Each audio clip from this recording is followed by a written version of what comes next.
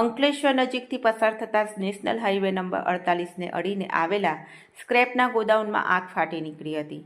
જોતજોતામાં આગે વિકરાળ સ્વરૂપ ધારણ કર્યું હતું, જેના પગલે આગની જ્વાળાઓ અને ધુમાડાના ગોટે ગોટા દૂર દૂર સુધી નજરે પડ્યા હતા. આગના પગલે અફરાતફરીનો માહોલ સર્જાયો હતો. આ અંગેની જાણ કરાતા જ અંકલેશ્વર ડીપીએમસીના 3 જેટલા ફાયર બ્રિગેડ સાથે ફાઇટરો દોડી આવ્યા હતા અને આગ પર કાબૂ મેળવવાના પ્રયત્નો હાથ ધર્યા હતા. જોકે આગ આસપાસના ગોડાઉનમાં પણ ફેલાઈ હતી, જેના કારણે પરિસ્થિતિ ગંભીર બની હતી. જોકે 5 જેટલા ફાયર ટેન્ડરોએ મોડી રાતે આગ પર કાબૂ મેળવ્યો હતો. આસપાસના ગોડાઉનના સંચાલકોએ ફાયર ફાઇટરો સાથે માથાકૂટ કરતા પોલીસને મદદે બોલાવવાની ફરજ પડી હતી.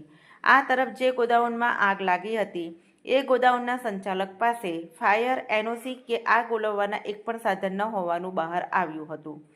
અંકલેશ્વર નેશનલ હાઈવેને અડીને આવેલા સ્ક્રેપ માર્કેટમાં સંચાલકો દ્વારા ગેરકાયદેસર રીતે ગોડાઉનમાં રાસાયણિક કચરાનો સ્ટોર કરવામાં આવે છે.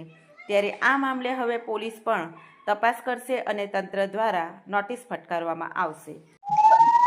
મારું નામ Ajaysinh Kanaksinh Gadhvi, DPMC fire officer.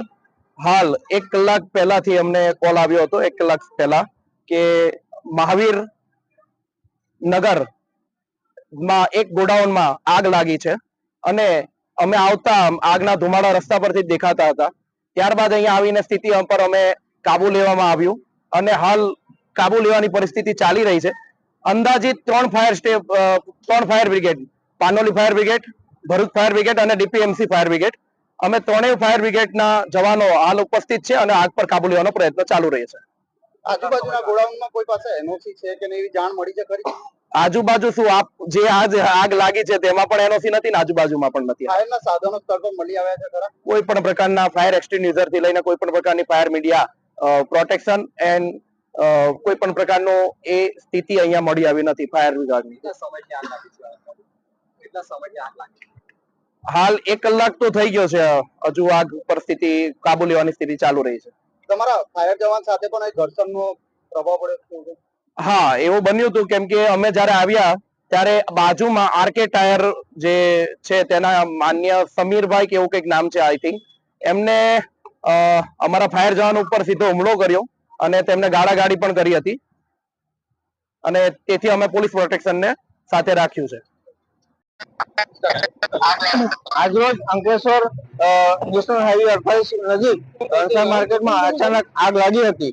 આગ કયા કારણસર લાગી તે કઈ જાણી શકાય નથી, પરંતુ આ ભંગારના ગોડાઉન હોય છે અને તેઓ દ્વારા કોઈ પણ પ્રકારની એનઓસી નથી લેવામાં આવતી અને આ બાબતે વારંવાર એ લોકોને તાકીદ કરવામાં આવી હતી. ફરીથી આ કામે આગામી દિવસોમાં વહીવટી તંત્ર દ્વારા નક્કર પગલાં લેવામાં આવશે અને આ બાબતે ગંભીર નોંધ લેવામાં આવેલ છે અને તેઓને તાકીદ પણ અગાઉ પણ કરવામાં આવેલ છે અને આ વારંવાર બનાવ બનતા હોય તેઓ કોઈ કાળજી લેવામાં આવતી નથી. ગોડાઉનમાં ભંગારનો જે એકત્ર પ્લાસ્ટિકની થેલી હોય છે, ડ્રમ, કેમિકલના ડ્રમ જે વપરાયેલા હોય તેનો સંગ્રહ કરતા હોય છે.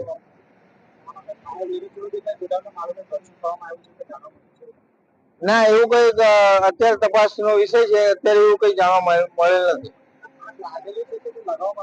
ના, આગ તો કદાચ કોઈ કારણસર લાગી હોય, શોર્ટ સર્કિટ કે ગમે તે હોય, પરંતુ એ બાબતે તપાસ હાથ ધરેલ છે અને તે બાબતે ગોડાઉનના મેનેજરોને પણ અમે બોલાવીને કાર્યવાહી કરીશું. એ બાબતે જરૂરી એક્શન લેવામાં આવશે અને એ લોકોને ફાયર સેફ્ટીના જે સાધનો નથી રાખતા તેના માટે પણ તાકીદ કરવામાં આવશે.